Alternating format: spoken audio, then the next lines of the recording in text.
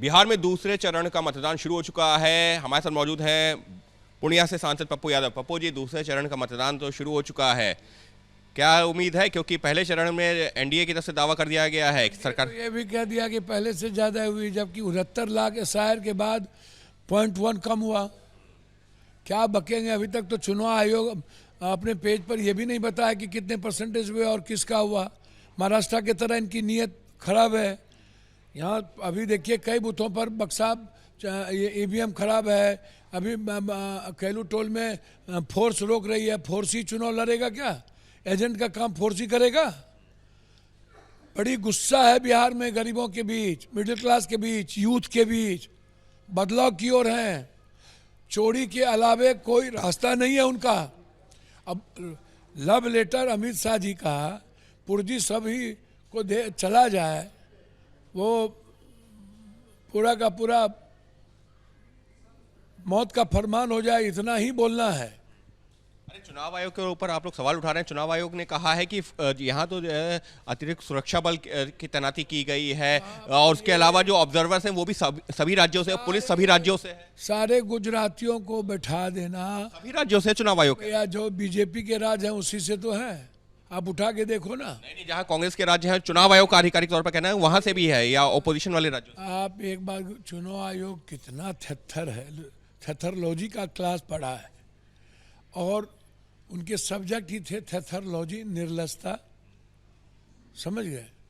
और एक सब्जेक्ट था, हमको लगता है कि अमित भाई और चुनाव आयोग साथे पढ़े, वो सब्जेक्ट था डिजास्टर। एक है तो ये मेन डिजास्टर है, ये दोनों।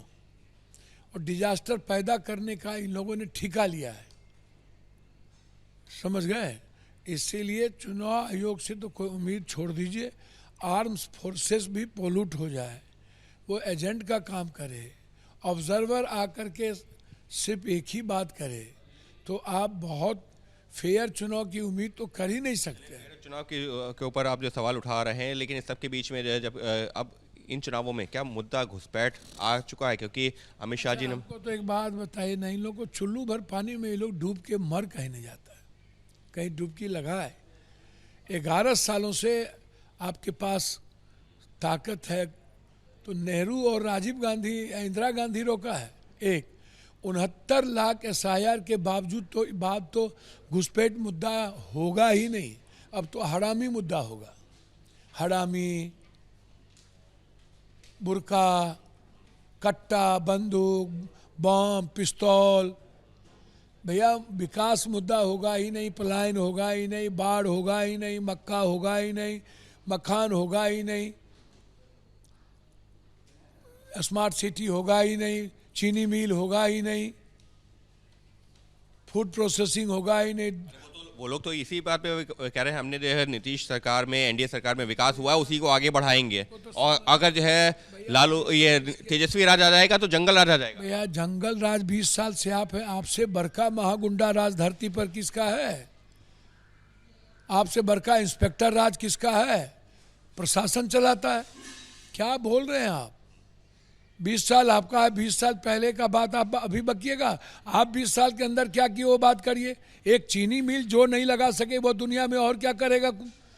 एक चीनी मिल जिस पीएम से नहीं बचे, वो पीएम से उम्मीद करेंगे हम वृक्ष लगाने का? हद हो गया है। ये लोग कुछ लगा सकते हैं क्या?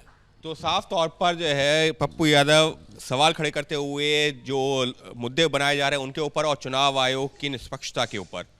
सहयोगी कैमरा पर्सन राजेंद्र सिंह के साथ अंकित गुप्ता, IBP न्यूज़, पूर्णिया।